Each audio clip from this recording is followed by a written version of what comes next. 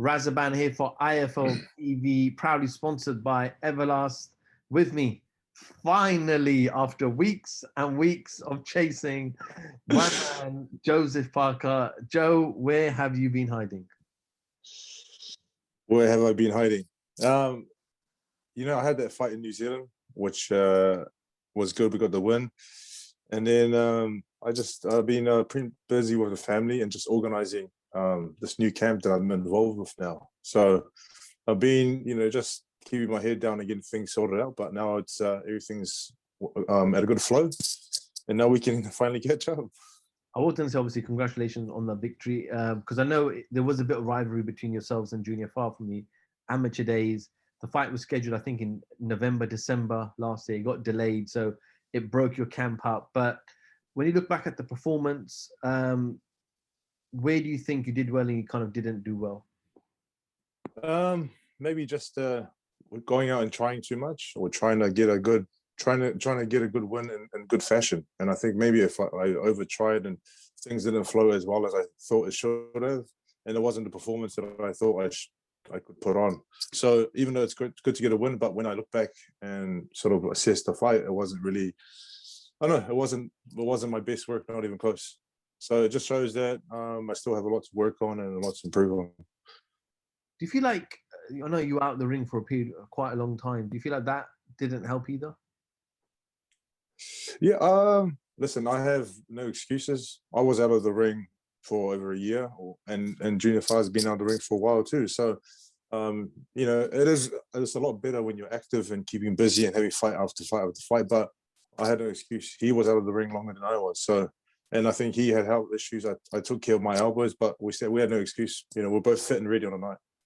What do you kind of make of his tactics? Almost like Klitschko, where he kind of jab, grab, jab, grab. Was that kind of another factor that was putting you off because you couldn't get into rhythm, and once you got into range, he grabbed you straight away?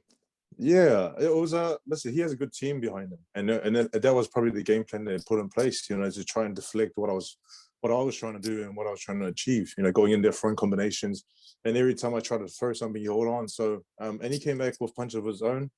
So it wasn't even close to being an exciting fight, but I'm just happy to walk away with the win.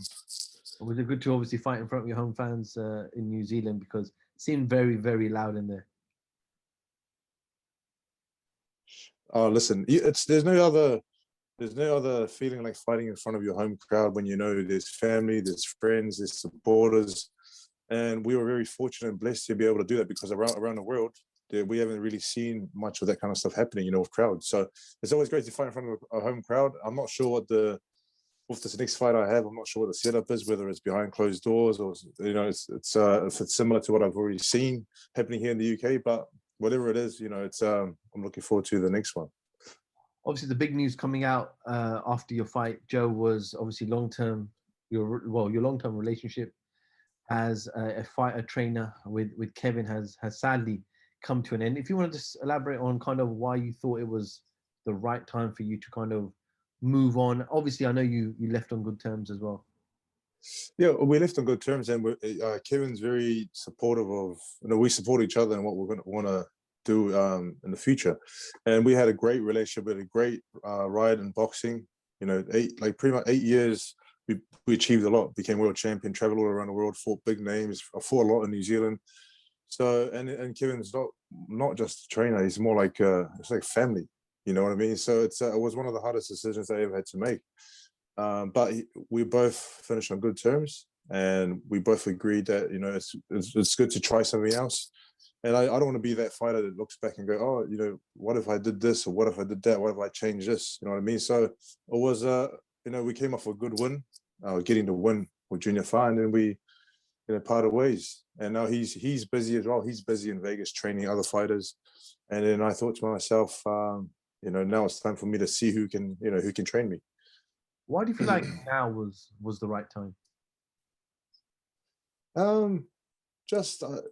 After that performance, I know it's like I said, it's no one's fault, but I wasn't really excited to be, I don't know, going back to Vegas. I wasn't excited.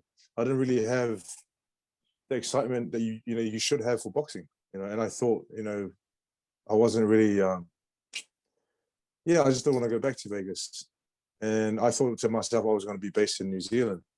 But then after talking to Tyson and getting his advice and suggestion on who I should train with, that sort of changed my approach a lot faster, joining with Andy.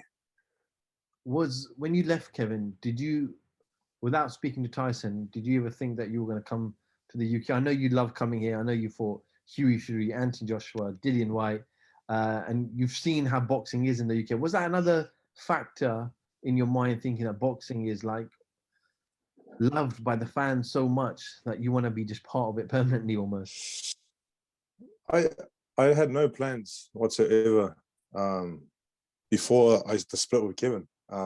There were a lot of coaches that reached out afterwards and wanted to do some training, but I'm happy that I'm here in the UK because obviously this is where my next fight will be.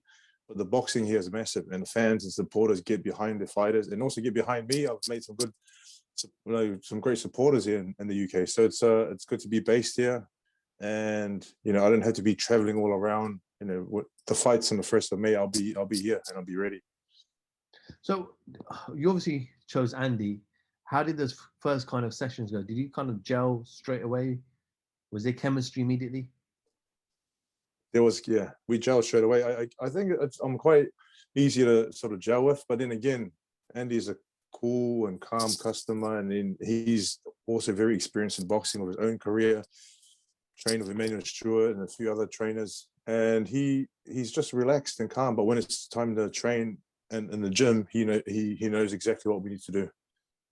What about yourself though? Have you noticed changes in your boxing? Has Andy taught you new things that you didn't know before almost? Andy was quite happy with what I already had, and I think it's about just building on it, building on what I already have and not trying to change too much because we don't have a lot of time before this next fight. We weren't given 12 weeks or 15 weeks to get used to each other. It's all about he's just tightening up a few things, showing me a few things, and I feel it has changed my style a bit, and we're seeing that every day in the ring with the pads, and we're seeing that when we do sparring, which we've just started. So we're seeing a few things here and there, and hopefully with the next 3 or 4 weeks that we have before the fight, we can keep adjusting and changing and adding a few things.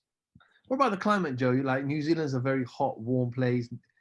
You're in a desert in Las Vegas. You come to cold England. How does that help, or does it not help? Does your body just cope with the dramatic weather change?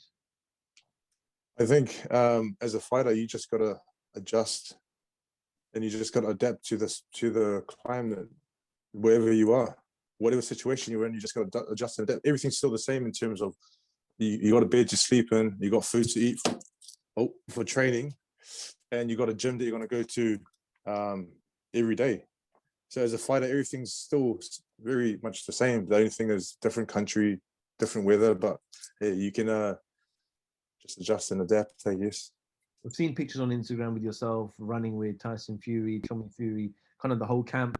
But how much involved is Tyson in this camp? I.e., is there any sparring with him, or any strength and conditioning, or weights, or anything like that? Or is it just he's just in the background doing his own thing, and you're just working with Andy? Yeah, it's obviously we're here in Morecambe where Tyson's gym is, and it was a good decision because it's a lot better to get the sparring here in the UK, and staying in one of the houses that he organised for us, so we're very grateful.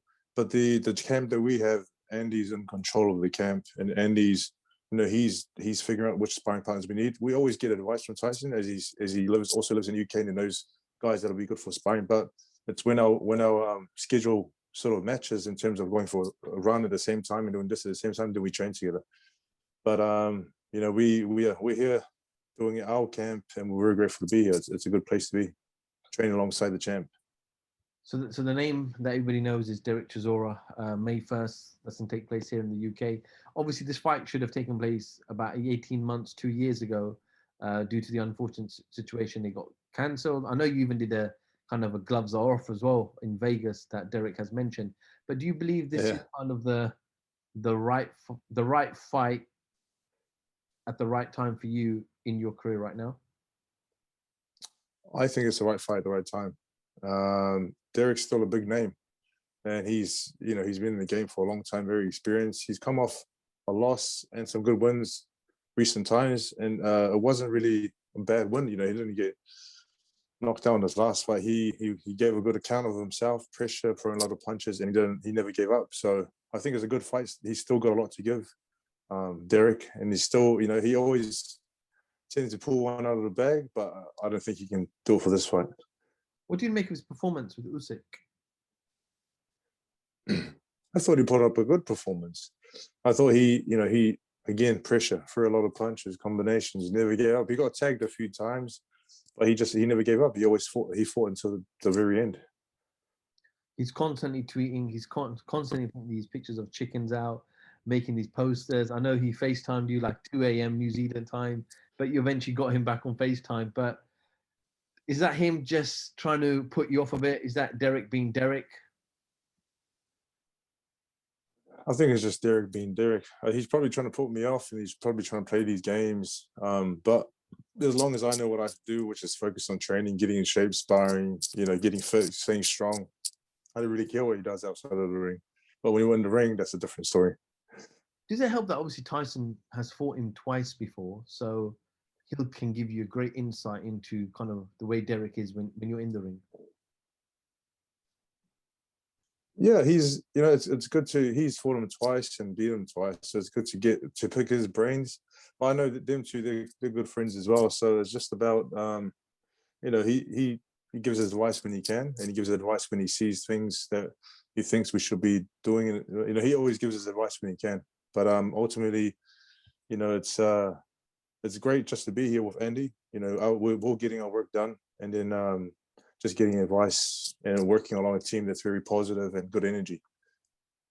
Joe, have you got one eye on the WBO situation? We know Usyk Joyce is kind of supposed to be called for the interim title, but obviously they're holding out and waiting for whether Fury Joshua takes place, because if that fight doesn't take place in the summer, we know the WBO could potentially strip Joshua. I know they don't want to be stripped, but if they want to have that fight, it has to happen in the summer according to the WBO. So have you got one eye on that situation, on what happens there, and then make your next move? Yeah, like I think you're quite, as a heavyweight, you're aware of what's happening around you. The bouts being held up, the fights that are being made, what's being talked about. So you're always going to have your eye on everything that's happening. All the fighters, the situation, the bouts, everything. But I guess with the bouts being held up, and those with the top guys at the moment, I just got to focus on Derek in front of me, and then after that, get involved with some more better and bigger fights. Has Fury spoken to you at all about the AJ fight? We know he really, really wants to fight. We know Joshua wants to fight, but there's obviously other things that need to be sorted out yet. But has he mentioned anything about the fight? Is it going to happen? As he said, if it doesn't happen, then he won't wait till the end of the year to fight again. He wants to fight now. Has he mentioned anything? No, the only thing he said is that he's still waiting for them to make the fight happen. So, and I'm just like, okay, hopefully you guys can make it happen. It'll be a great fight, and it's a fight that everyone wants to see. So, like everyone else, I'm just here going, hopefully it gets done. Get on the undercard. Yeah, listen, they have to beat Derek first, and then I have many options. Joe, I know you were in the UK last week. Obviously, Dillian Whyte obviously avenged his loss to Alexander Povetkin with a devastating stoppage win. What did you make of Dillian's performance? I thought Dillian came out strong and fired from the start, and it's good to get the revenge, from the loss that he got with Povetkin. And he put on a good performance, and he was very busy, and then he got him out of there in style. So I think it was a great win for him. Is that a fight that you still want? Still want it. No point though if I don't get past the next guy. But that's the fight that I would love to fight him again. Hopefully get past Derek, and then I can, if he doesn't have a fight, line up something again. Joe, what is kind of your plan? Let's say you get past Derek. Do you go away for a couple of weeks, see the family, see the kids, come back to the UK and start working before you get a fight announced, so you can spend more time with Andy? You're not getting any younger, in the nicest way possible, even though you look young, right? But what is the strategy and the plan? Everything sort of relies on the fight May 1. get the win, and then stay on for a bit to see if we can line up another fight or lock in another one, as soon as possible, and then figure out whether I should fly home or just stay here and carry on training. I mean, it's the hardest part about flying is the jet lag. So if I can lock something else in, I'll just go back to Ireland and start training again with Andy.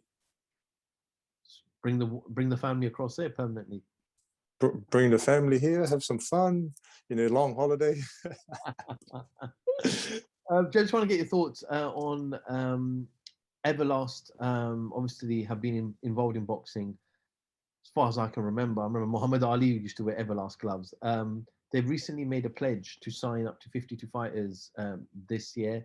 They already have the likes of Conor Benn, Joshua Buatsi, signed recently Natasha Jonas, Sandy Ryan, Chantel Cameron, a few fighters that they've already signed. But how big and powerful is this for boxing that an organization like Everlast are coming on board saying, we are going to help 52 fighters, we will help them and grow them as well? It's incredible to have a brand like Everlast come into boxing and actually and do that for 52 fighters. That's huge, right? Everlast has been part of the game for a long time, and for them to start backing fighters, what are they going to do? Sign up fighters and back them and help them? That is awesome. I think we should have more brands doing that, because there's a lot of great fighters out there. We just need to give them the option and just give them the chance to make it on a big stage. And I guess with Everlast, I think they're going to be very helpful. Joe, I'll end on this. May 1st is not far away now. 3.5 weeks away. What happens on the night? And if you've got a message for Del Boy Derek Chisora? What happens on the night? I back myself to win all the time. I'm not sure how I'm going to win, but if I go out there and have fun, let my hands go, do the job, it's finish off with a good victory, and then just relax a bit and enjoy. Del Boy, I'll see you soon. I know you've been talking a whole lot of crap, and we're going to see who the chicken is. IFL TV, thank you very much. Thank you.